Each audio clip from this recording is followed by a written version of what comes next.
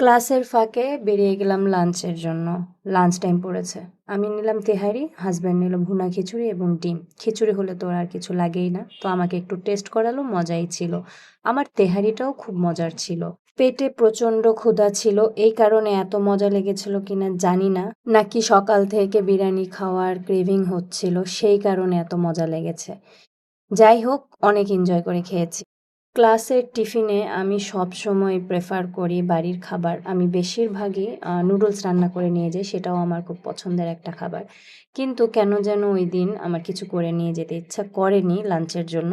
ভেবেছিলাম একটু তেহারি খাবো। আসলে কোনো কিছু খাওয়ার ক্রেভিং হলে সেটা যখন কাছে পাওয়া যায় তার স্বাদ কিন্তু দ্বিগুণ হয়ে যায়। আর আমার ছোটবেলা থেকে একটা অভ্যাস, আমার যদি কোনো কিছু খেতে ইচ্ছে করে সেটা আমার সাথে সাথেই খেতে বেশি মজা লাগে আর আমি খুব এনজয় করে খাই। কয়েকদিন হয়ে গেলে সেই ক্রেভিংটা আর থাকে না।